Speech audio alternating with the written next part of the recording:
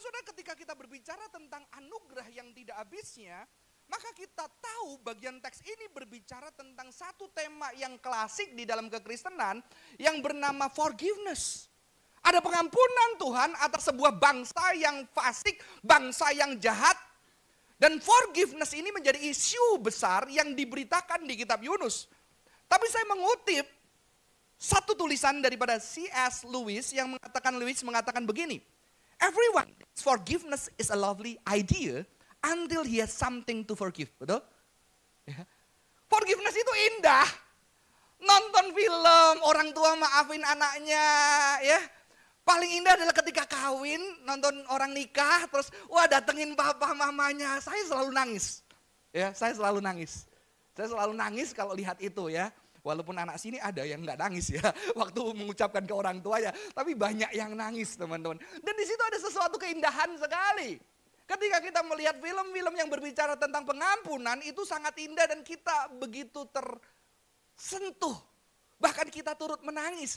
Tetapi ketika Anda berhadapan yang namanya forgiveness, Anda nggak akan melihat itu indah, betul? Ya. Orang yang betul-betul berhadapan dengan forgiveness, dia akan menghadapi sebuah ketidakmampuan. Saya berjumpa anak-anak orang-orang yang betul-betul sulit memaafkan orang lain atau sulit memaafkan dirinya. Ketika mungkin ada satu anggota keluarganya meninggal mengakhiri hidupnya, biasanya orang-orang akan sulit memaafkan dirinya. Mengapa aku bukan orang tua yang baik? Mengapa aku bukan saudara yang baik? Mengapa aku mungkin bukan sahabat yang baik? Maka ketika seorang mengakhiri hidupnya itu menghasilkan luka yang dalam, yang mungkin sampai akhir hidup seseorang yang kehilangan orang itu tidak pernah bisa lega ketika dia berani jujur kembali masa-masa itu. Film tentang China, di mana di China ada satu peringatan, saya lupa kotanya. Di sana mereka sangat membenci karena pernah terjadi sampai ada satu misioneri yang ada di China waktu itu, dan dia marah banget, misioneri yang sangat muda 17 tahun atau 20 tahun, dia ada di China waktu itu, dan dia melihat tentara-tentara Jepang meniduri wanita-wanita, keluarga-keluarga, anak-anak di bawah usia. Sampai misioneri ini ngerasa itu di neraka. Dia berdoa setiap harinya sama Tuhan. Dan ternyata ada satu kengerian. Sampai akhirnya ketika misioneri ini seorang wanita. Dia dibilang Kuan Yin-nya China. Saya lupa namanya siapa. Dia ke Amerika, akhirnya dia berusaha mengakhiri hidupnya. Dan dia tidak berhasil terselamatkan. Dan akhirnya dia mengakhiri hidupnya. Dan dia berhasil mati.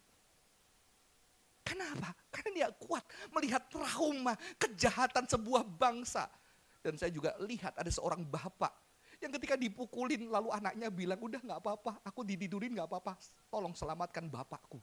Dan saya melihat mata-mata yang penuh dengan kekecewaan, kebencian, yang menantikan keadilan yang begitu dahsyat. Kita gampang bicara forgiveness.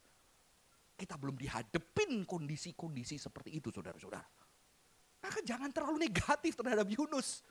Ya, jangan terlalu negatif terhadap Yunus. Yunus, saudara-saudara, jujur merasakan kepedihan, kemarahan, kekecewaan yang begitu dalamnya.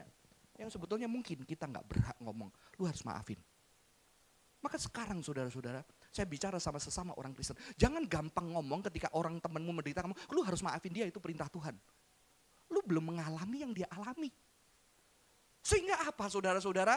Kritik seorang filosof ateis yang bernama Nietzsche. Mentalitas orang Kristen adalah glorification of weakness. Kan lu gak berani berteriak keadilan, lu gak berani ngelawan, sekarang lu udah ampuni aja, serahkan sama Tuhan. Lu tidak berani meneriakkan keadilan. Glorification of witness. Seorang filosof yang 7 turunan anak pendeta. Yang dia mengatakan God is dead. Ya. Maka banyak orang percaya bilang apa? Seorang penulis mengatakan, Christian forgiveness tidak berbicara tentang glorification weakness. Karena keadilan harus diangkat yang paling tinggi juga.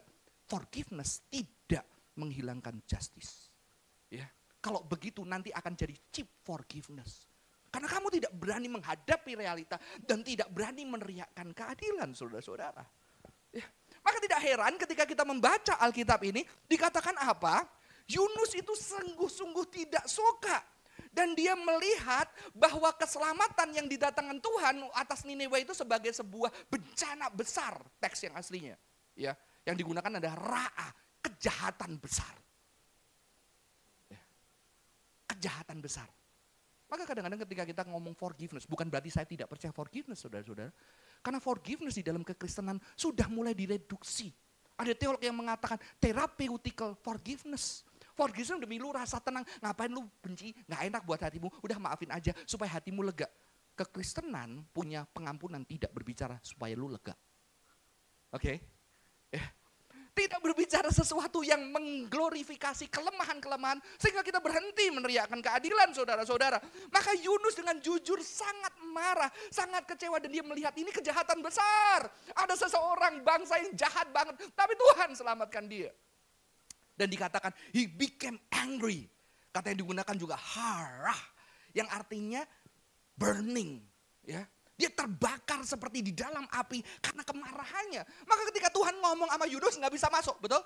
Pernah ketemu kamu marah atau istrimu marah, kamu nggak bisa ngomong, percuma kamu ngomong tambah marah, betul nggak? Pernah? Saya pernah di situ, istri saya pernah. Mumpung dia nggak ada di sini, dia lagi pelayanan di Luit. Saya pernah juga, saudara. Kalau sudah marah dia semakin ngomong, wah udah nggak ada. Walaupun yang omongannya logik, saya nggak bisa masuk, betul? Ya. Saudara-saudara, Yunus sudah di posisi kemarahan yang seperti ini. Dan dia berani mengekspresikan secara nyata kepada Tuhan. Saya jujur mengatakan banyak kekristenan ketika kita diajarkan be a good Christian, kita kurang berani jujur. Ya, kurang berani jujur di hadapan Tuhan. Kita pakai gincu, kalau orang-orang Jawa tahu gincu nggak? Lipstick rohani, eyeshadow rohani, supaya kelihatannya setiap minggu wajah kita penuh dengan shalom. Padahal sebetulnya di hati kecil kita banyak kekecewaan, banyak kemarahan, banyak ketidakterimaan di dalam perjalanan hidup kita atas apa yang terjadi di dalam hidup kita, betul? Makanya saya selalu bertanya yang orang Kristen lama, kalau baru kan wah semua doanya dijawab Tuhan. Kalau lama banyak dijawab atau banyak enggak? Tapi akhirnya lu tetap jadi Kristen ya. Bodoh sekali kalian ya. Tapi entah kenapa saudara-saudara kita tetap di tempat ini. Walaupun kita mendengar kenyataan-kenyataan kehidupan kita. Doa-doa kita tidak terjawab. Bahkan sebaliknya kadang terjadi. Walaupun tentunya kalau kita adil. Kita mulai melihat banyak hal yang terjawab juga di dalam hidup kita. Betul ya. Tapi kalau kenyataannya banyak ketidakpuasan. Ya, yang sampai hari ini gak selesai. Yang sampai hari ini gue gak tahu kenapa. Tapi gue juga gak tahu kenapa gue tetap ada di sini dan menyembah dia. Ya. Saudara-saudara, ini Yunus sangat marah. Tapi kerennya Yunus kali ini saudara-saudara, dia marah karena anugerah Tuhan. For I know that you are gracious and merciful God, slow to anger, abounding in steadfast love, and relenting from punishment. Gue tahu. Dan aku marah karena apa?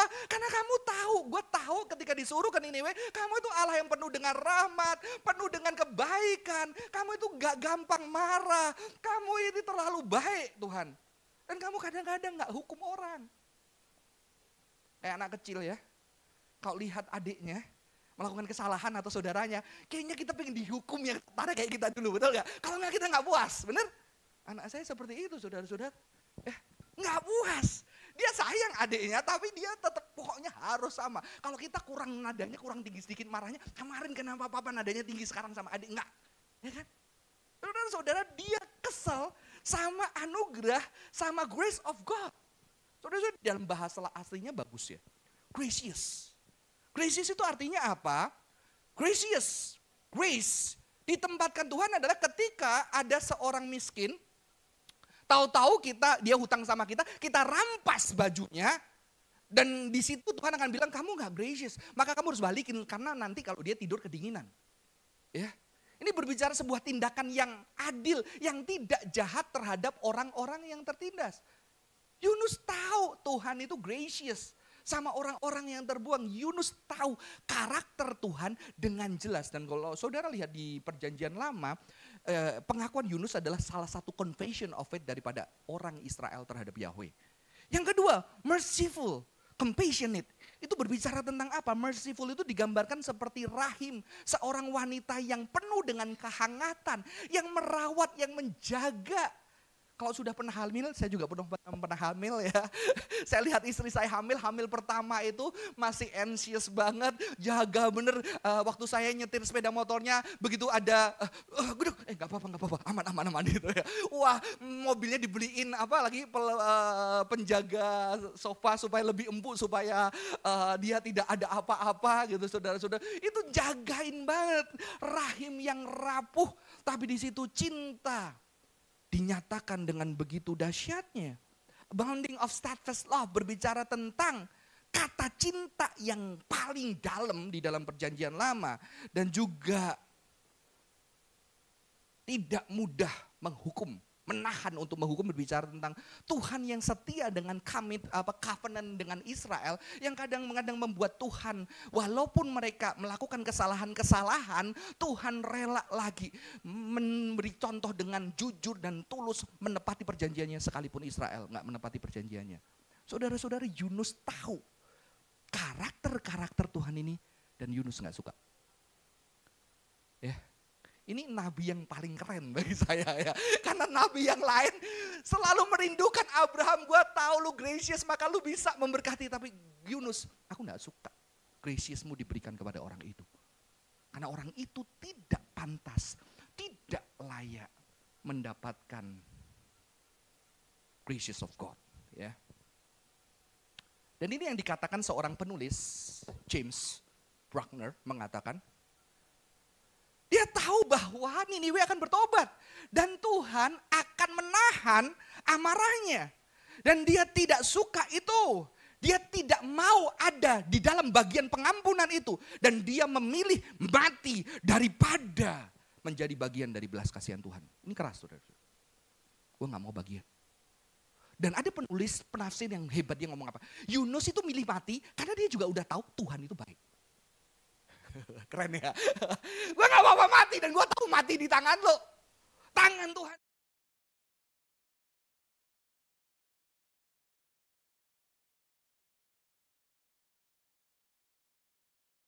Ini dia adalah seorang nabi yang penuh dengan kemarahan dan penuh dengan kekecewaan karena dia tidak mampu melihat ada anugerah Tuhan yang diberikan kepada seseorang yang sangat dia benci. Kalau saya bayangkan saya sudah dibuat filmnya sama Pak Handri ya, papanya Tristan. Di film itu saya berkelahi terus anak saya ditembak gitu, saudara-saudara. Ternyata di film itu saya dibikin sampai akhir gak memaafkan ya. Waktu Pak Handri itu yang pembunuh anak saya masuk di sel, saya dorong kepalanya, maaf gitu ya. Walaupun lebih tua, saya bilang udah lu lebih baik mati aja, lu pantas mati ya. Sampai pulang gereja didatengin jemaat saya, sudah maafin belum? Saudara-saudara, kalau Anda bayangkan itu, pasangan Anda, suami Anda, istri Anda, anak Anda, orang tua Anda. Ketika ada gracious of God buat orang itu. Gimana perasaan Anda? Saya lumayan berhasil jadi guru waktu SD. Saya dulu waktu lulus sekolah Alkitab ditanya sama pendeta Yakub Sisabda, kamu ada kampus yang meminta surat untuk kamu pelayanan di sana. Kamu mau di kampus atau di gereja? Saya bilang, nggak mau di gereja, banyak masalah, banyak politik. Saya bilang gitu, saya mau di kampus aja. Ternyata Pak Yakub Saudara bilang, oh kalau kamu gitu harus di gereja. Saya dikirim ke gereja, saudara-saudara ya. Ya di sini ada muridnya pendeta Yakub, kalau ditanya jawab sebaliknya. Dan ketika itu ternyata dikirim ke gereja, saudara. Puji Tuhannya gerejanya udah lupa manggil saya, udah ada bantuan lain yang masuk. Akhirnya saya ditaruh di SD, lebih neraka. SD, saya belajar Christian worldview, Aristotle, Proto, Socrates, SD. Mati nggak? Akhirnya saya bilang sama pemimpin, Pak boleh nggak kasih saya penghiburan? Saya juga pengen di SMP, SMA. Puji Tuhan saya didengarkan. Saya dapat belas kasihan, Senin, Selasa, SD, Rabu, Kamis, SMP, Jumatnya SMA. Ya, yang saya mau malah cuma 1 kali. Konseling anak-anak yang bandel. Dan ketika SD saya harus menceritakan Yunus. Dan itu saya rasa kelas yang paling berhasil selama hidup saya. Setelah itu kayaknya nggak berhasil banget. Dan waktu itu saya mengajarkan, ayo anak-anak, gambar yang paling indah. Siapa gambarnya yang paling indah? Wah ditunjukin gambar yang indah, tak sobek-sobek di depan mukanya. Anak SD mengalami abuse ya. Ini bagus ya, saya sobek-sobek. Saya masih ingat wajahnya, saya sambil senyum-senyum. Terus saya bilang, ayo gambar lagi yang indah. Mereka gambar lagi tapi dengan penuh ketakutan. Ya. Setelah digambar yang indah, janji Pak Johan gak sobek-sobek. Ya, setelah saya gak sobek-sobek, saya bilang, Pak Johan gak sobek-sobek. Coba geser gambarmu satu-satu. Digeser. lakukan terserah yang kau mau terhadap gambar temanmu. Wah, saudara apa tahu yang terjadi? Hari itu kelas kami liar. Ada yang ambil gunting, digunting satu-satu, ada yang disobek-sobek, ada yang diinjak-injak, lompat-lompat. Wah, hari itu mereka bahagia dan penuh dengan sorak-sorai menghancurkan gambar temannya. Dan saya bilang, gimana perasaannya? Puas Pak. Padahal dia itu nggak tak sobek-sobek loh gambarnya, ngerti gak? Tapi dia ada kepuasan ketika mengeluarkan violence. Mungkin dia penuh dengan violence di rumah ya. Kadang-kadang itu tersalurkan loh saudara-saudara, maka perlu Muay Thai atau apa ya. Saya udah pernah cerita kan, saya dulu hobi ngejus. Kenapa saya jus? Saya suka ketika itu hancur jadi cairan. Lama-lama saya serem sama diri saya sendiri. Itu violence saudara-saudara. Mereka puas dengan violence, dan ketika puas dengan violence, saya tanya, tapi waktu kamu disobek-sobek tadi, kamu kan yang pertama tak sobek-sobek. Hatimu apa? Sakit banget Pak. Kenapa itu kan gambaranku? Kenapa Pak Johan sobek-sobek? Kamu gimana? Sakit. Saya bilang, itu loh isi hatinya Tuhan. Ketika disobek-sobek. Tapi itu isinya hati Yunus ketika kamu udah disobek-sobek. Pengen hancurin. Oh, hari itu kelas saya berhasil. Habis itu main. Bebas waktu bebas saudara-saudara. Pesan tersampaikan ya. Saya tidak pernah seberhasil itu setelah itu saudara-saudara. Jadi ini yang terjadi saudara-saudara, Yunus jujur mengalami satu sakit yang dirasain dengan tubuhnya yang bukan hanya sebatas gambar. Bangsa, mungkin seperti orang-orang China itu ketika diwawancara, padahal dia dulu masih muda, setelah bertahun-tahun dia ada kakek-kakek. Ketika dia menceritakan, dia masih nangis dan marah. Ketika mengingat apa yang dilakukan tentara-tentara Jepang terhadap cucunya, ponakan, anaknya, keluarganya. Sampai misioner itu mengatakan China waktu itu udah kayak neraka. Aku cuma berdoa ngelewatin hari demi hari. Misioneri wanita itu ngumpulin anak-anak di rumahnya, di orphanage ya, di apa namanya orphanage. Gaya banget saya. Rumah apa? Panti asuhan, di panti asuhan dikumpulin supaya tidak, karena panti asuhan dilindungi oleh orang US saudara pada masa itu, orang misioneri. Jadi orang Jepang nggak berani, tapi nggak terkumpulkan, dihabisin tuh sama tentara-tentara Jepang. Saudara-saudara. Ada satu kemarahan yang dirasakan Yunus saudara-saudara. Tapi satu yang saya ingat ketika saya mempersiapkan tentang forgiveness, saya membaca satu buku. Orang yang sama, dia mengatakan apa? In some situation, the struggle to embody Christian forgiveness may cost our life. Christian forgiveness require our death. For as we participate in Christ dying and rising. Ya. Jadi ternyata Christian forgiveness bukan bicara terapeutikal. Forgiveness. Yang lu enak setelah lu memaafkan. No, itu memang hasil dari pengampunan. Tapi pengampunan bukan karena seperti itu. Banyak motivator ngatain, maafin aja, ngapain lu bebanin hidupmu yang gak perlu. Supaya hidupmu sehat, lu bisa mencapai hal yang optimal. Maafin aja, ngapain itu jadi beban. Christian forgiveness, not only about that. Christian forgiveness ngomongin apa? Ketika kita forgive, taruhannya adalah nyawa kita. Karena ketika Tuhan mengampuni, dia berikan tubuhnya, dia berikan nyawanya untuk menunjukkan cinta.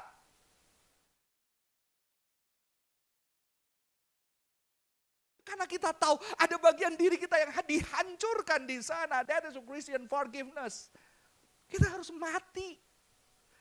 Tapi ada harapan Yesus yang mati karena mengampuni, dia bangkit lagi saudara-saudara. Tidak mudah. Maka banyak orang-orang Kristen yang katanya akhirnya bisa mengampuni, dia pasti meneteskan air mata.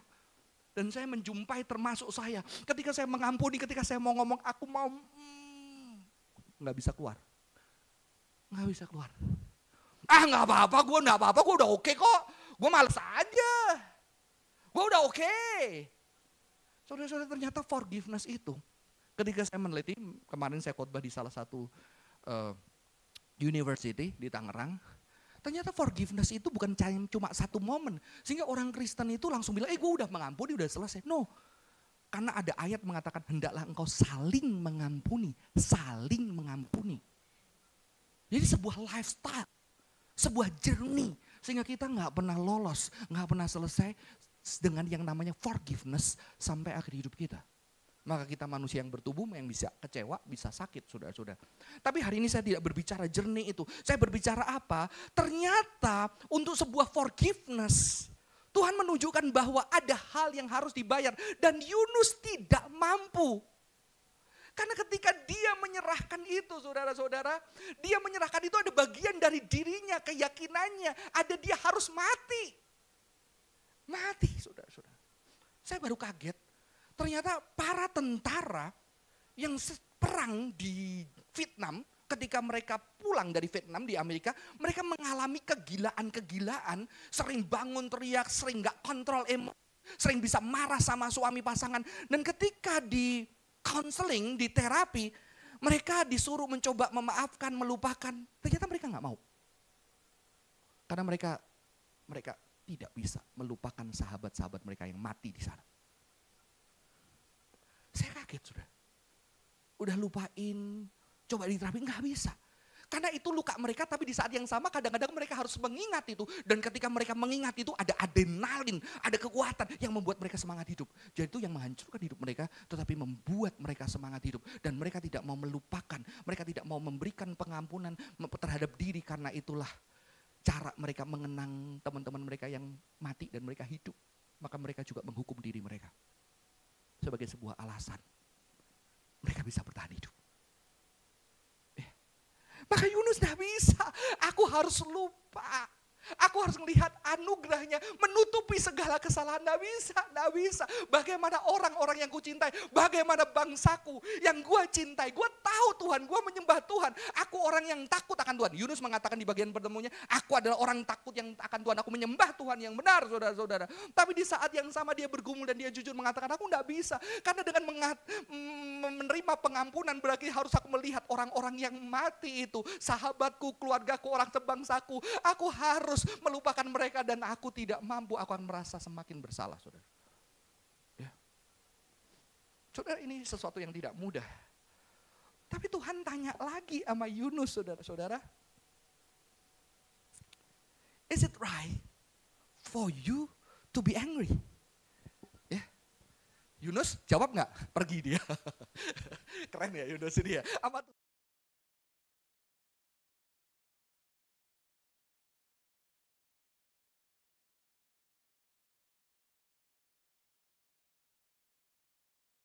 Dia percaya banget, dia kurang ajar. Udahlah, gue tahu bapak gue sayang gue, ya kan? Marah-marah gak apa-apa. Udah nanti baik. Yunus sudah, Tuhan ngomong, kamu pantas gak marah? Gitu kan. Saya bayangkan Tuhan, lu pantas marah gak? Enggak, saya bayangkan Tuhan dengan kesedihan. Kalau pakai bahasa manusia dengan empati. Yunus, kamu pantas marah. Dan Yunus gak mau peduli, dia pergi, saudara-saudara. Dan ada sesuatu yang keren, setelah dia pergi, dia membangun yang namanya ini, Suka. Suka, saudara tahu, orang Israel itu ketika keluar dari Mesir, mereka merayakan hari raya Sukot. Sukot itu di depan rumah mereka ada tenda-tenda yang dibangun dari ranting-ranting untuk mereka menandakan bahwa dulu gua pengembara di Mesir. Pengembara keluar.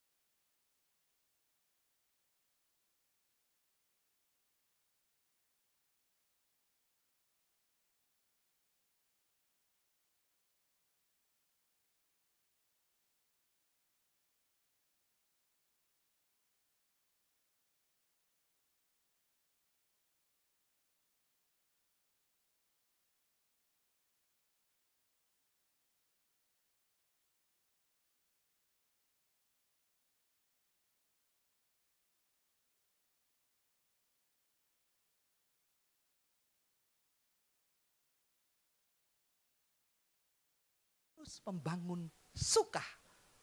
Ini mengatakan the wrong Suka. Karena dia hatinya tertutup buat bangsa-bangsa.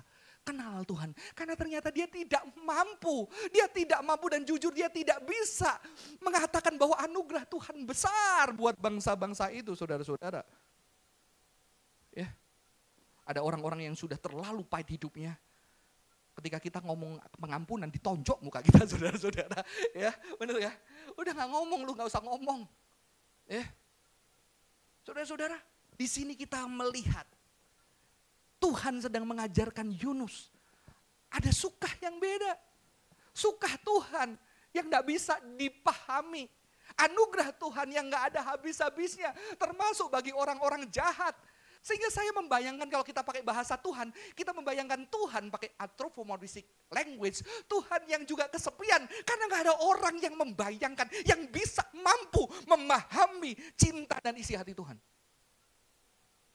Yang terlalu besar Untuk seorang manusia yang terbatas dengan tubuhnya dan luka pribadinya. Memahami satu cinta yang besar. Yang suatu hari Tuhan yang besar itu akan mengundang bangsa-bangsa untuk duduk merasakan cintanya. Dan menyembah dia sebagai Tuhan.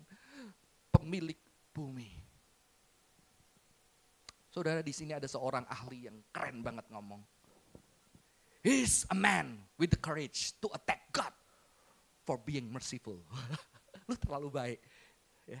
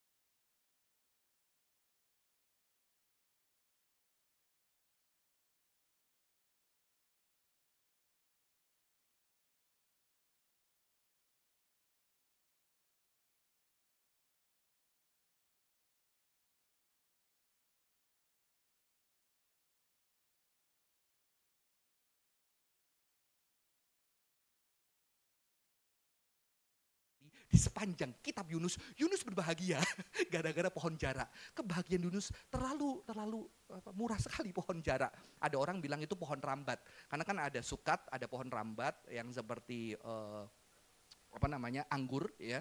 Itu yang bisa nutupin. Mungkin tafsiran jarak karena daun palem itu ya, untuk lambang keselamatan itu bisa ada tafsiran itu. Tapi masih perdebatan itu pohon apa. Udah gak penting, yang penting nutupin Yunus. Dan itu pertama kalinya, this is the first time in the story that Jonah is happy. Jadi Jonah terhiburkan gara-gara lihat gitu, aduh lihat pohon jarak ini lebih bahagia ya daripada lihat anugerah Tuhan. Saudara-saudara, disinilah Jonah itu merasakan happy yang dahsyat. Tapi Tuhan besok dalam waktu sekejap juga mengambil itu. Kadang-kadang saya kalau jadi Yunus, saya kesel juga, ngapain Tuhan kasih itu. Ya, ini seolah-olah gambarin Tuhan lagi cari perhatian. Karena lu gak mau denger. Tapi Tuhan cari perhatian Yunus untuk akhirnya Yunus mau denger. Dan di sini saudara-saudara, Yunus akhirnya tahu. Dan di sini akhirnya, kalau awal Yunus mengatakan lebih baik gua mati, dia marah. Tapi penafsir mengatakan kata yang lebih baik mati yang kedua, dia udah kemarahannya berkurang banget. Karena dia lebih bilang bahwa udah gua gak kuat, udah mati aja. Ya.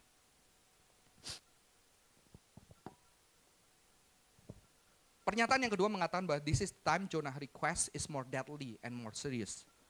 So we can have no doubt now.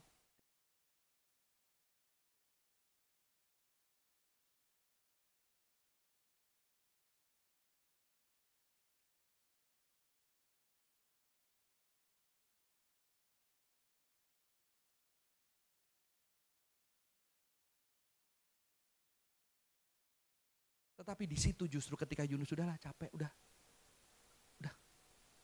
nggak peduli, udah mati. Saudara, kalau kamu di dalam perjalanan ada kan waktunya ketika kamu menghadapi masalah, kamu udah capek, kamu udah nyerah, kamu udah serahin semua. Dan di situ justru penulis ini mengatakan bahwa Tuhan bisa ngomong sebagai teman saat itu untuk mencoba mengajari Yunus supaya mengerti dia. Saya membayangkan Tuhan yang mendekati Yunus bukanlah Tuhan yang marah-marah karena lu gak nurut, lu tidak taat. Kita kan sering gitu ya, kalau kitab Yunus kan sering digituin sama mungkin hamba Tuhan atau anak-anak kita supaya kita taat ya. Ditakut-takutin ya, nanti lu dimakan tuh, nanti lu kepanasan lu sampai mau pingsan lu. Tapi saya percaya Tuhan itu penuh dengan kasih dan rahmat. Jadi ketika dia sedang dying, bukan Tuhan rasain lu dying, masih tidak taat, Mau mati gitu? Enggak, saudara-saudara. Saya yakin Tuhan sebagai teman yang juga mungkin dying, yang juga dengan suara lirih ada sebagai teman untuk membuat Yunus bisa ngerti cinta Tuhan. Ya. Yang membuat saya bahagia adalah kitab Yunus enggak ada akhirnya. Yunus ngerti atau enggak? Sehingga kita bisa menambahkan. Biasanya Alkitab itu kalau tidak diselesaikan saudara-saudara, saudara yang harus menjawab di dalam kehidupan saudara. Ya. Saudara yang harus menjawab sendiri. Sehingga Tuhan mengakhiri dengan kata, dia tidak pakai alasan, dia pakai alasan ini adalah bangsa yang aku ciptakan. Yang aku ciptakan dan mereka masih seperti anak kecil. Anak kecil itu belum bisa bedain kanan kiri, apalagi kalau disleksia, nggak bisa. Saya sedikit ada disleksia, jadi sampai hari ini tanya Cimel, saya bingung kanan sama kiri. Jadi kalau kanan kiri bingung, tapi kalau tangan cebok sama salaman saya nggak bingung. Saudara-saudara, saya anak kecil itu nggak bisa bedain kanan kiri, masih anak kecil dan Tuhan penuh dengan balas kasihan. Tapi Tuhan yang sama ketika menyatakan ini adalah Tuhan yang sama yang juga berbelas kasihan kepada Israel, termasuk orang-orang yang tersiksa, yang dicintai Yunus. Mengerti maksud saya? Jadi ketika Tuhan membela orang Niniwe, Tuhan yang sama juga mengerti banyak keluarga-keluarga yang hancur, kehilangan orang-orang yang dicintai karena Niniwe yang jahat itu. Di sini kita melihat complexity of life. Hidup yang begitu kompleks, yang kadang kita nggak bisa paham karena kita selalu memahami dari perspektif kita, saudara-saudara. Dan Tuhan menunjukkan perspektif yang luas, yang keduanya dicintai. Dan Tuhan menyatakan anugerahnya kepada Niniwe, seperti juga Tuhan beranugerah kepada Israel. Yang kita, karena perspektif kita terbatas, kita tidak bisa memahami itu. Dan saya ketika teks ini berakhir dengan ketidakterjawaban, apa kira-kira jawaban Yunus? Saya nggak menjawab, saudara-saudara. Jawab sendiri, karena Alkitab nggak ada. Tapi di sini saya melihat satu kata dari James Bruckner, ini bagus ya. All who attempt to limit God's creation.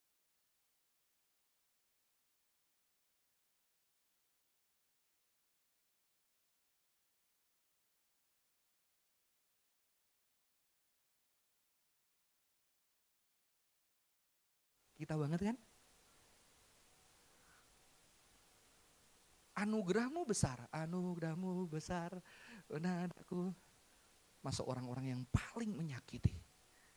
Dan kita cuma mau apa? I want only the grace that has come to me. Dan aku tidak mampu melihat anugerah Tuhan yang besar kepada orang-orang yang menyakiti aku.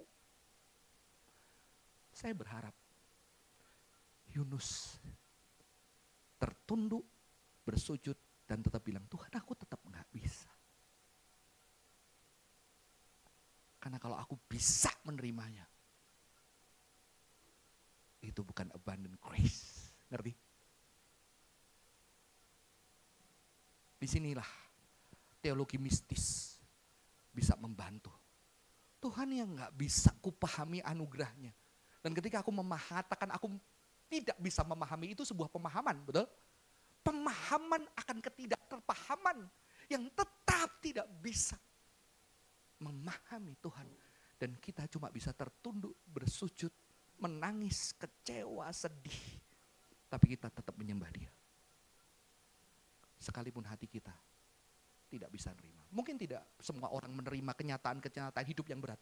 Tapi ada orang-orang yang menerima kenyataan hidup yang berat, yang tidak terselesaikan sampai akhir hidupnya, sehingga dia tidak memahami kenapa keluargaku harus hilang, kenapa keluargaku harus mengakhiri hidupnya, kenapa papaku seperti ini. Tapi dia tersunjuk di dalam ketidakpahaman, mengikut Tuhan, menyembah Tuhan, melayani Tuhan. Kehidupan itu tidak untuk dijawab, saudara.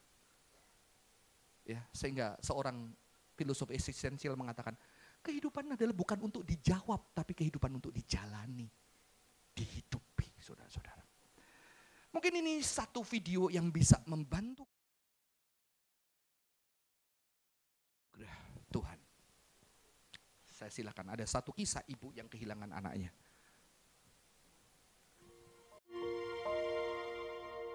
Saya sebagai orang yang percaya, yang kenal dekat sama Tuhan, saya selalu beranggapan bahwa semuanya akan menyenangkan buat saya. Tetapi ketika kami mendengar bahwa ada orang yang melakukan kejahatan kepada anak kami sehingga Sarah meninggal gitu. Saya nggak percaya kenapa Tuhan dengan janjinya untuk menyertai kami, kok sampai Sarah mati terbunuh gitu. Saya menyalahkan Tuhan dan saya marah sama Tuhan. Saya tidak pernah membayangkan juga bahwa anak sematawayang kami dipanggil lebih cepat dari saya sama istri saya. Orang tua itu seperti masa lampau kita, bahwa orang tua meninggal kita masih punya harapan ke depan untuk membentuk keluarga, untuk punya anak. Tapi pada saat ditinggal anak, masa depan itu udah nggak ada. Dan pada saat di RSCM itu saya melihat suatu penglihatan. Saya berdiri di sebuah arena pertandingan, banyak sekali penontonnya. Lalu saya melihat seorang pria, dia berkata, "Engkau harus mengasihi musuhmu, kalau tidak keselamatanmu akan dicabut. Jangan membalas kejahatan dengan kejahatan. Allah itu kasih, akulah dia. Aku tidak dapat menyangkal diriku. Aku menciptakan manusia serupa gambarku. Jadi kamu kuat." Lalu saya tertawa. Kuat, saya bilang gitu. Kalau aku dicaci maki, aku masih kuat. Kalau aku dihina, aku masih kuat. Kalau aku dipermalukan di depan orang, aku masih kuat. Tapi kalau ini, nanti dulu Tuhan. Saya akan pukul-pukul dulu. Setelah itu saya akan biarkan mereka. Itu yang ada di dalam pikiran saya dan keinginan saya.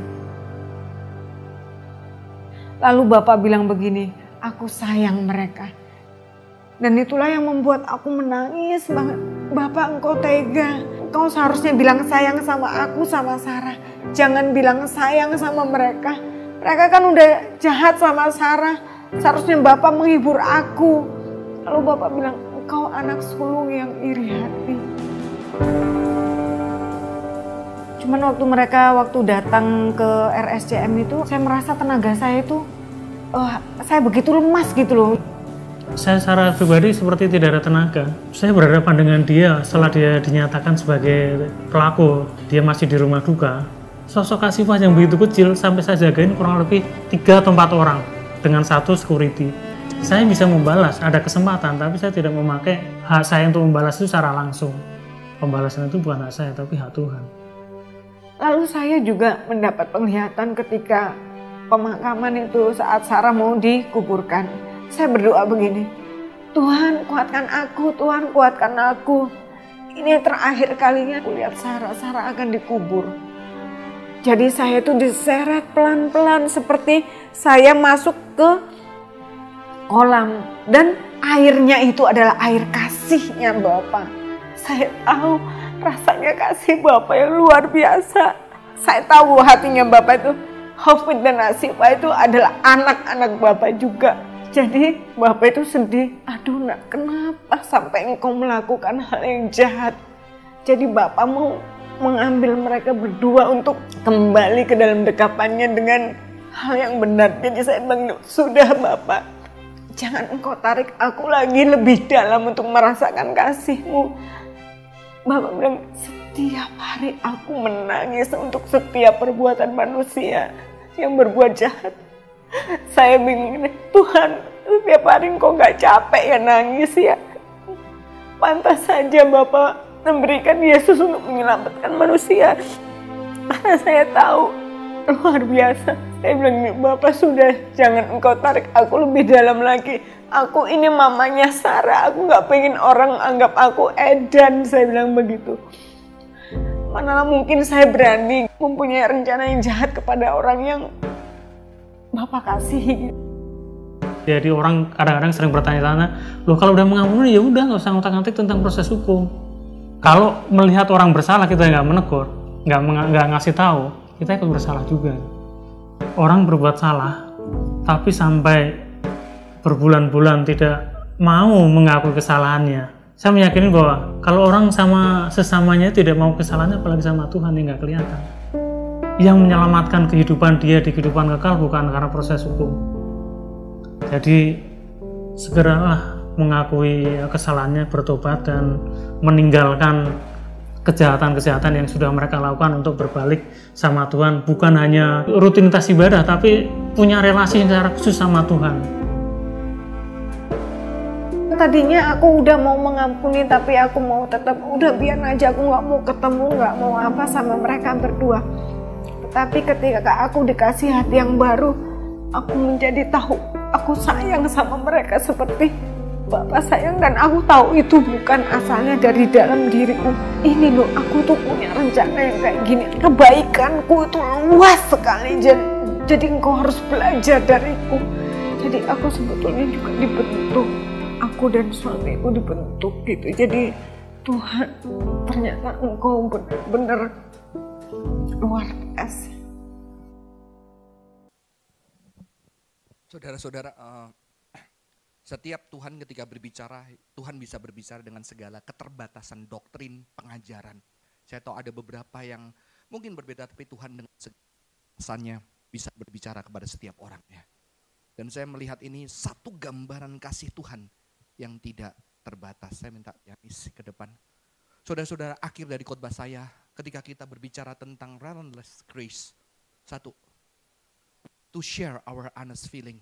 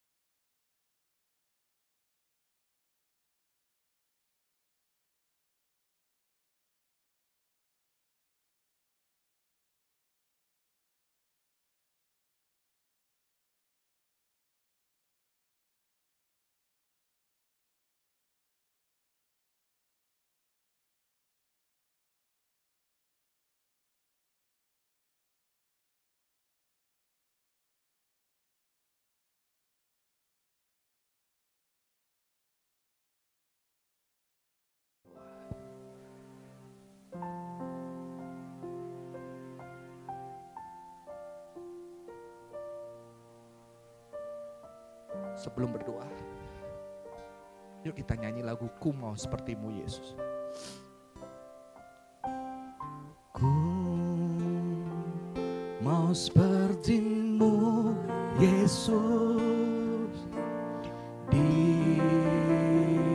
disempurnakan selalu dalam segenap jalanku.